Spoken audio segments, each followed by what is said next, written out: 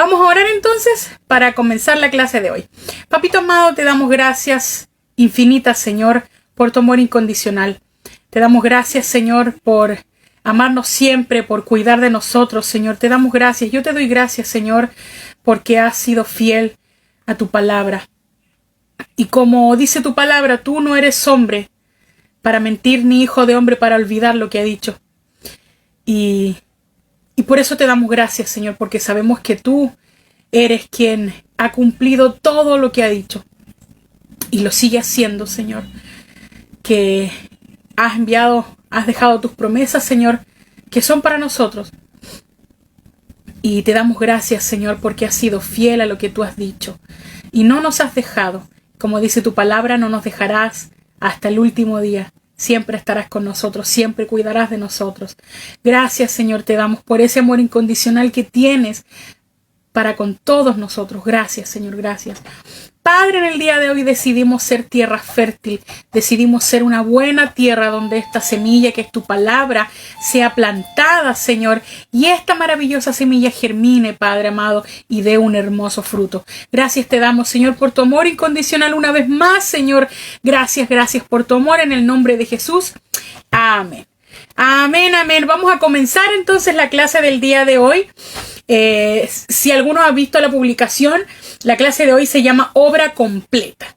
Entonces estamos viendo hoy día viernes la verdad del Evangelio y la clase de hoy se llama la obra completa. Así se llama la clase del día de hoy. Miren, el Evangelio tiene todo que ver con Cristo. ¿Ya? El Evangelio es Cristo. Si hablamos del Evangelio, hablamos de Cristo. Si hablamos de la gracia, hablamos de Cristo. Todo tiene que ver con Cristo. Amén. Pero vamos a hacer un contraste. El Evangelio, todo se trata de Cristo, de lo que Él ya hizo por nosotros. Y la religión pone el énfasis en nosotros, en lo que yo voy a hacer, en lo que yo puedo hacer, en mi esfuerzo y en lo que yo puedo lograr. Miren, cualquier religión del mundo te va a enseñar cómo llegar o cómo alcanzar a Dios. Todas las religiones del mundo te enseñan cómo alcanzar a Dios, cómo llegar a Dios. Pero el Evangelio nos enseña lo que Dios hizo para alcanzar al hombre. ¿Vemos la diferencia? El Evangelio nos enseña, la religión nos enseña cómo llegar a Dios. Nos enseña, pone el énfasis en nosotros, en el esfuerzo que yo tengo que hacer para alcanzar a Dios. Pero el Evangelio nos enseña lo que Dios hizo para alcanzar al hombre. Y eso lo traducimos en gracia, porque la gracia fue dada a todos los hombres, dice la palabra de Dios. Y por medio de Jesucristo, por medio de la cruz, por medio de la vida, de la muerte, de la resurrección de Jesucristo, nosotros fuimos alcanzados por la gracia de Dios. Porque ni usted ni yo lo buscó, ni usted ni yo lo pedimos, ni usted ni yo lo merecíamos, pero fuimos alcanzados por esa maravillosa gracia. Miren, con esto, en ningún momento yo quiero decir que no debemos practicar las buenas obras. Las obras de servicio, de ayuda al prójimo, de amor, de misericordia. Yo no he dicho eso. En ningún momento he dicho que usted no tiene ya que congregarse, no tiene que orar y no tiene que hacer nada. No, pero como les decía en unas clases anteriores, nosotros seguimos haciendo cosas. La diferencia es que antiguamente nosotros hacíamos cosas como servir en la iglesia, como orar, como leer la palabra para justificarnos. Eran obras para justificación personal. Pero ahora nosotros lo que hacemos es consecuencia de lo que creemos.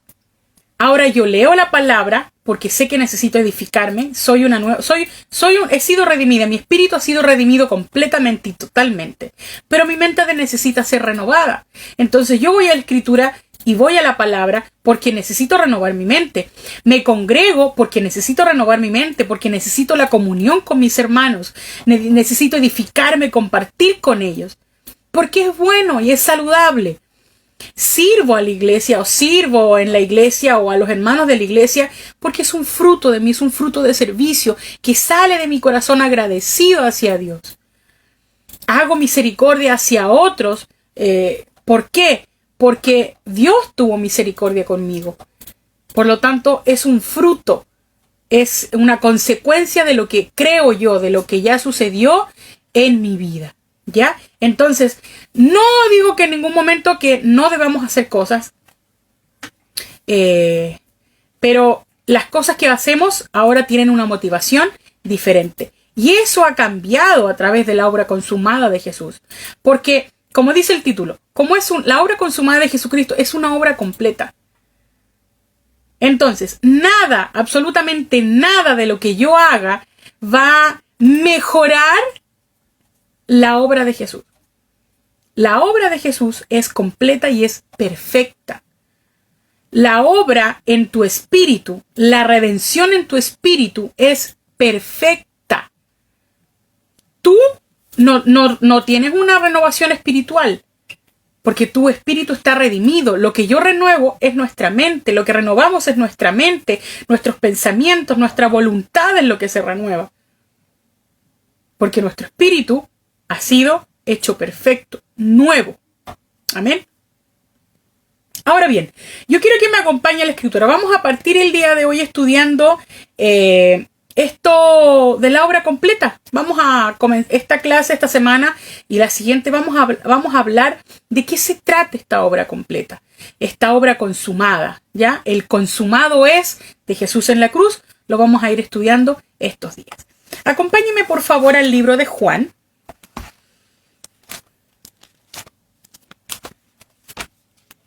Vamos al libro de Juan, al capítulo 19. Vamos a leer el versículo 28 al 30. Entonces, Juan, capítulo 19, del 28 al 30. Después de esto, sabiendo Jesús que ya todo estaba consumado, dijo, para que la escritura se cumpliese, tengo sed. Y estaba allí una vasija llena de vinagre. Entonces ellos empaparon en vinagre una esponja y poniéndola en un hisopo se la acercaron a la boca. Cuando Jesús hubo tomado el vinagre, dijo, consumado es. Y habiendo inclinado la cabeza, entregó el espíritu. Lo vamos a leer de nuevo. Después de esto, sabiendo Jesús que ya todo estaba consumado, dijo, para que la escritura se cumpliese, tengo sed. Y estaba allí una vasija llena de vinagre. Entonces ellos empaparon en vinagre una esponja y poniéndola en un hisopo se la acercaron a la boca. Cuando Jesús hubo tomado el vinagre, dijo, consumado es. Y habiendo inclinado la cabeza, entregó el espíritu. Mire, la palabra consumado es, aquí vemos dos palabras, consumado es. Pero en el original, en el griego, solo es una palabra. Y esa palabra es tetelestai. La voy a repetir. Esa palabra es tetelestai. Vamos a ver si Eugenio la puede escribir abajito. Exactamente cómo es la palabra. Para que usted, si no la escucho bien, la pueda leer. Tetelestai. Ahora bien, sí, sabemos que en muchos lugares esta palabra se ha ensuciado, ¿ya? Pero la vamos a traer aquí porque es la palabra correcta, ¿ya? Y es sobre ella, sobre la que vamos a aprender hoy día. Miren, esta palabra tetelestai quería decir, consumado es, cuando algo era perfectamente terminado. Por ejemplo, cuando iban a la guerra y el bando victorioso, el equipo ganador, tenía que proclamar la victoria como diciendo, los del otro, no sé, pues ya, yo soy amarillo y ellos son azules. Y yo amarillo gané. Los azules se están yendo, hemos ganado la victoria. Él no decía eso. Alzaba la voz y gritaba tetelestai. Miren, entonces, cuando se declaraba la victoria de una guerra, se gritaba tetelestai.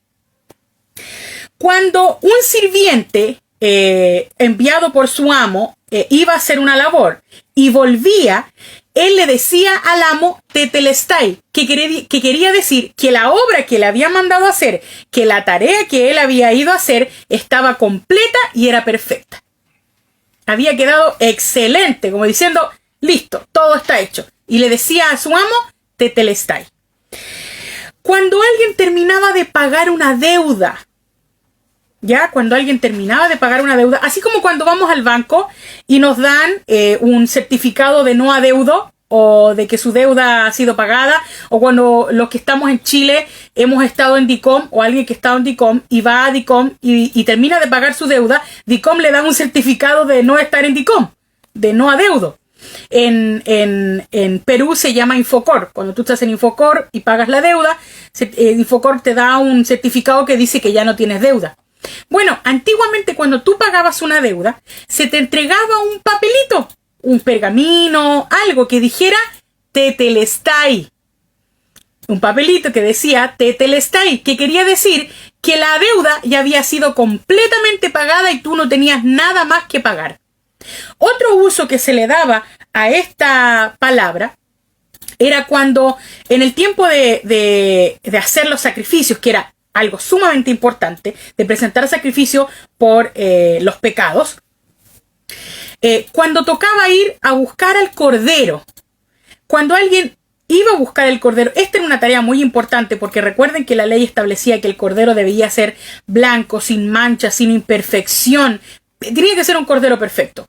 Cuando esta persona encontraba el cordero perfecto, gritaba tetelestai. ¿Ven? Estos son usos que se le daban a esta palabra. Cuando algo estaba terminado y era completamente perfecto, se usaba el tetelestai. El consumado es. Amén.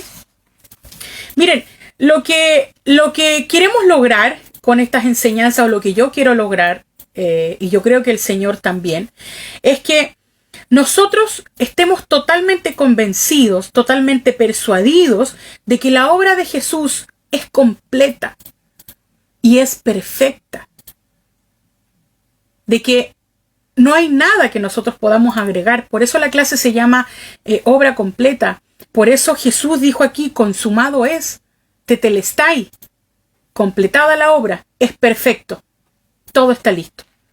No hay nada más que hacer, nada más que añadir.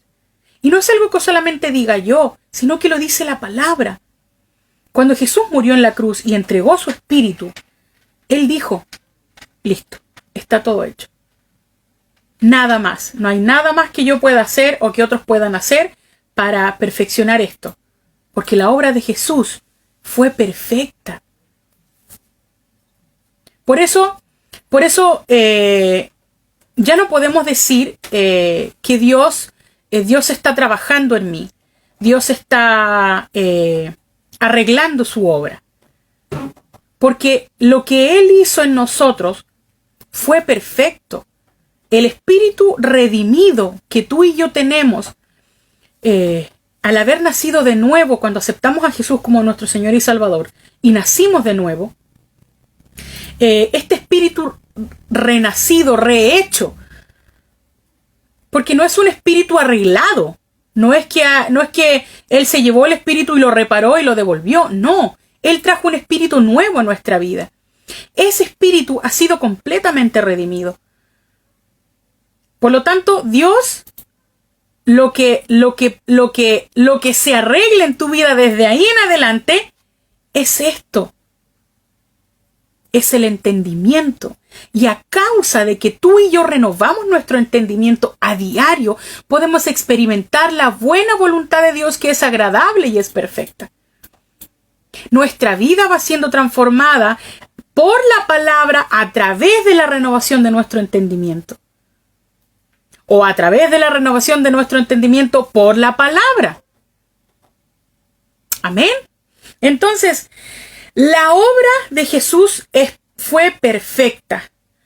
Y la pregunta es, ¿cómo puedo mejorar algo que ya es perfecto? ¿Puedes tú mejorar algo que ha sido hecho perfecto sin echarlo a perder?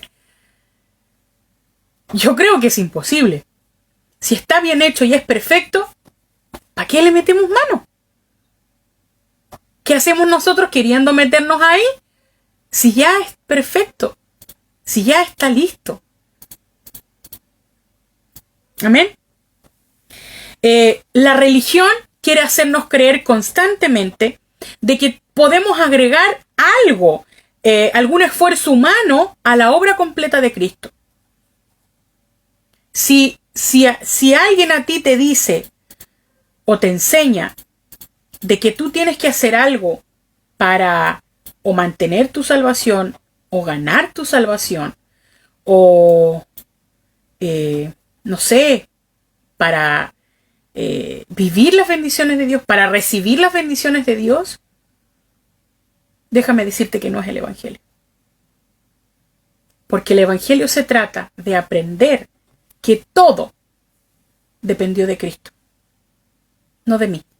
No hay absolutamente nada, y esto quiero que nos quede muy claro, no hay absolutamente nada que tú y yo podamos hacer para mejorar la obra de Jesús, porque la obra fue perfecta y la obra es completa. Totalmente completa y perfecta. No puedo agregar o quitarle algo a lo que ya está acabado, a lo que ya se acabó. Es como cuando vemos un partido de fútbol. Si el partido terminó, yo no puedo agregarle 10 minutos más después del pitazo final para ver si hacen otro gol. O no le puedo quitar después del pitazo final los últimos 15 minutos para que no se sume, no se cuente ese gol. No puedo, porque ya se terminó.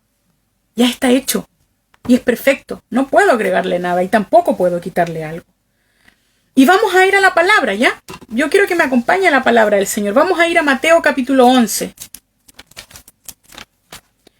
Mateo capítulo 11, versículo 28.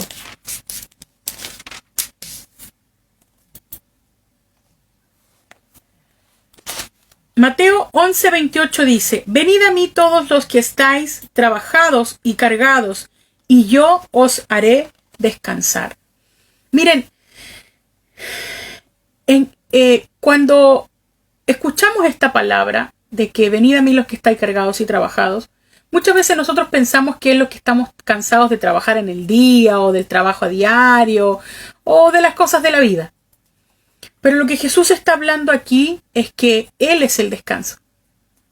Él está diciendo que su obra, cuando Él muriera y Él dijera consumado es ahí donde tú y yo debemos descansar.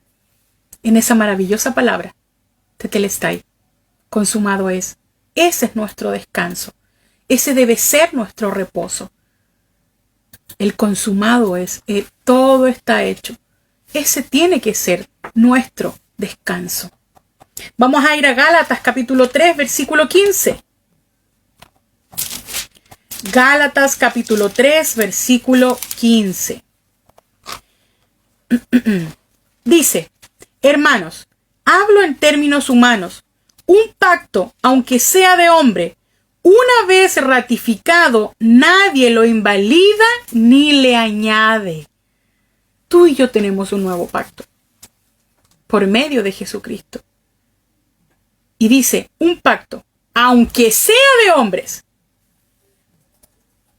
no se le quita ni se le añade algo. Porque el pacto está cerrado. Está terminado, está hecho. Amén. Vamos a Hebreos capítulo 8. Y es aquí en Hebreos donde nos vamos a posar un ratito. Hebreos capítulo 8, vamos a leer el versículo 6 y 7. Hebreos capítulo 8, versículos 6 y 7. Pero ahora, tanto mejor ministerio es el suyo, cuanto es mediador de un mejor pacto establecido sobre mejores promesas. Porque si aquel primero hubiera sido sin defecto, ciertamente no se hubiera procurado lugar para el segundo.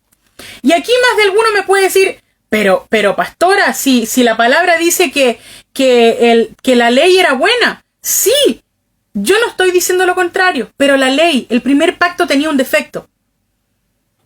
Sí, ¿sabe cuál era el defecto? Nosotros. Nosotros éramos el defecto.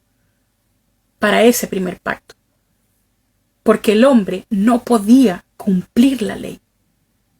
Por eso tuvo que venir Jesús para ser mediador de un nuevo pacto.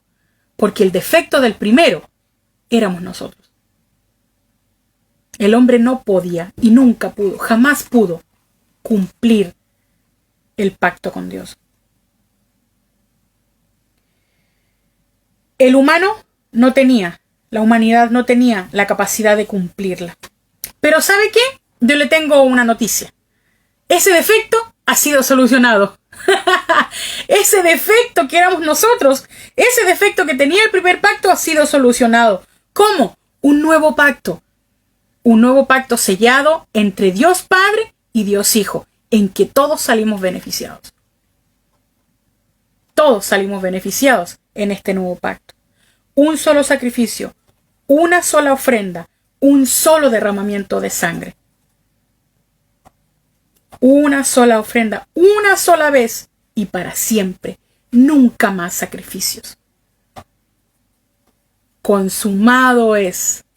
Está hecho. Nunca más un sacrificio de corderos, nunca más un sacrificio de sangre. Fuimos reconciliados con Dios. Vamos a 2 de Corintios. Si tiene algún marcador, marque por favor ahí el libro de Hebreos, una hojita, un lápiz, lo que usted tenga, marque y vamos a ir a 2 de Corintios y luego vamos a volver a Hebreos, ¿ya? Vamos a ir a 2 de Corintios. Capítulo 5. 2 de Corintios, capítulo 5, el versículo 18 y 19.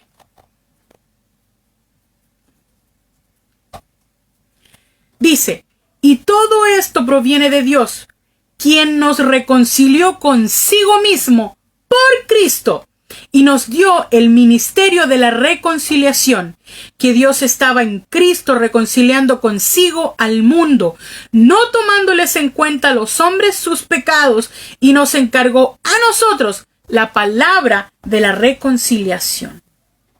Por medio de Cristo, el problema de la falla del primer pacto había sido solucionado. Fuimos reconciliados con Dios. Y nos encargó a nosotros, a los creyentes, la tarea de la reconciliación, la palabra de la reconciliación, no tomándoles en cuenta sus pecados. Amén. Entonces tenemos otra tarea ahí. El ministerio o la obra de la reconciliación. Reconciliar al mundo con Dios. Volvamos a Hebreos. Vamos a Hebreos nuevamente, pero esta vez al capítulo 10. Hebreos capítulo 10, versículo 11 al 14. Hebreos capítulo 10, versículo 11 al 14. Y dice, y ciertamente todo sacerdote está día tras día ministrando y ofreciendo muchas veces los mismos sacrificios que nunca pueden quitar los pecados. Pero Cristo, habiendo ofrecido una vez para siempre un solo sacrificio por los pecados, se ha sentado a la diestra de Dios, de ahí en adelante, esperando hasta que sus enemigos sean puestos por estrado de sus pies, porque con una sola ofrenda hizo perfectos para siempre a los santificados. Y usted se preguntará, ¿quiénes son los santificados? Nosotros, los creyentes. Nosotros somos los santificados. Y dice, hizo perfectos para siempre a los santificados. Lo está diciendo la palabra. Hizo perfectos, recuerda, en tu espíritu. Perfectos a los santificados, a nosotros. Nos hizo perfectos una sola vez y para siempre, un solo sacrificio. Y nada más. Hebreos capítulo 7, versículo 26 y 27. Hebreos capítulo 7, versículo 26 y 27 dice, porque tal sumo sacerdote nos convenía, santo, inocente, sin mancha, apartado de los pecadores y hecho más sublime que los cielos, que no tiene necesidad cada día, como aquellos sumos sacerdotes, de ofrecer primero sacrificios por sus propios pecados y luego por los del pueblo, porque esto lo hizo una vez y para siempre, ofreciéndose a sí mismo. Este sumo sacerdote sí nos convenía. Santo, puro, sin mancha, sin pecado. Nos convenía. Gloria a Dios, gloria a Dios. Hebreos capítulo 12. Hebreos capítulo 12, versículo 22 al 24. Hebreos 12, 22 al 24. Dice, sino que os habéis acercado al monte de Sión, a la ciudad del Dios vivo, Jerusalén la celestial, a la compañía de muchos millares de ángeles, y a la congregación de los primogénitos, que están inscritos en los cielos, a Dios el juez de todos, a los espíritus de los justos, hechos perfectos, a Jesús el mediador del nuevo pacto, y a la sangre rociada que habla mejor que la de Abel. La sangre de Cristo va a hablar eternamente. La sangre de Cristo va a hablar por la eternidad. Y la sangre de Cristo siempre va a decir que esa sangre hizo perfectos para siempre a los santificados. Perfectos, lo dice la palabra. Mire, leámoslo de nuevo, el versículo 23 y 24. Dice, a la congregación de los primogénitos que están inscritos en los cielos, a Dios el juez de todos, a los espíritus de los justos hechos perfectos, a Jesús el mediador del nuevo pacto y a la sangre rociada que habla mejor que la de Abel. Gloria a Dios, porque Él nos hizo perfectos. Mire, ¿sabe qué? No tiene ningún sentido, absolutamente ningún sentido que usted y yo o que alguien quiera añadirle algo a la obra perfecta de Jesús. No tiene sentido. No tiene sentido agregarle algo, porque ya es perfecto. Miren, el mensaje de la gracia produce que hagamos lo correcto, pero que además lo hagamos con la motivación correcta. Si comprendemos y recibimos la gracia como personas maduras, la gracia no te inhabilita, la gracia no te habilita para pecar, pero la gracia tampoco te inhabilita para hacer cosas. La gracia te habilita para darle comida al hambriento, para darle vestido al que no tiene para ponerse. La gracia te habilita para ofrendar, la gracia te habilita para servir, te habilita para ser misericordioso, para ser bondadoso, amable con las personas. Claro que sí, pero además nos hace hacer cosas pero con la motivación correcta, como decíamos al principio. No para buscar justificación, sino como resultado de lo justos que ya somos. No para buscar aprobación, sino porque ya somos aprobados. No para ser más ricos y tener más, sino porque ya lo somos. Gloria a Dios por esta obra consumada. Gloria a Dios por el tetelestai de Jesús. Vamos a ir a 1 de Corintios capítulo 13. 1 de Corintios 13, versículo 3. Dice, y si repartiese todos mis bienes para dar de comer a los pobres, y si entregase mi cuerpo para ser quemado y no tengo amor, de nada sirve. Una de las cosas que usted y yo recibimos y de las que somos maravillosamente llenos e inundados cuando conocemos a Jesús y recibimos su gracia, aceptamos su gracia, es el amor incondicional de Dios. Y como lo dice acá, podría dar todo lo que tengo para los pobres, podría dar mi ropa y mi cuerpo para ser quemado, pero si no he entendido la gracia, si no he recibido ese amor, voy a ser simplemente un metal que hace ruido. Simplemente voy a hacer ruido, como lo dijimos el lunes, simplemente haremos ruido.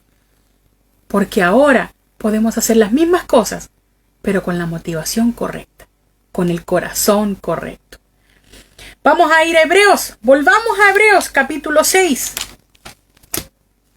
Hebreos capítulo 6, vamos a leer el versículo 1 y el versículo 2. Por tanto, dejando ya los rudimentos de la doctrina de Cristo, vamos adelante a la perfección, no echando otra vez el fundamento del arrepentimiento de obras muertas de la fe en Dios, de la doctrina de bautismo, de la imposición de manos, de la resurrección de los muertos y del juicio eterno. Sigamos adelante, no dejemos nada atrás. Llevemos con nosotros, dice, no perdiendo otra vez el fundamento del arrepentimiento de obras muertas. Entonces, pero ¿cuál es el arrepentimiento de obras muertas? Hacer cosas sin la motivación correcta. Creer que por dar comida a los pobres yo voy a ser aceptado en el cielo es una obra muerta. Es ruido. Entonces, no echando otra vez el fundamento del arrepentimiento de obras muertas, de la fe en Dios, de la doctrina de las obras muertas, de la fe en Dios, de la doctrina de bautismos, de la imposición de manos, de la resurrección de los muertos y del juicio eterno. No dejemos esto. No perdamos de vista esto. No perdamos de vista la obra terminada de Jesús. No perdamos de vista la imposición de manos. No perdamos de vista la sanidad. No perdamos de vista la salvación. No perdamos de vista el predicar. No perdamos de vista el evangelio. No perdamos de vista el evangelio. Recuerde, la religión siempre pondrá el énfasis en ti, en lo que tú tienes que hacer y en el esfuerzo que tú debes poner para llegar a Dios. Pero el evangelio pone todo el énfasis en Cristo y la obra que Él hizo para alcanzarte a ti. Gloria a Dios. Doy gracias al Señor por haber compartido con ustedes esta maravillosa clase.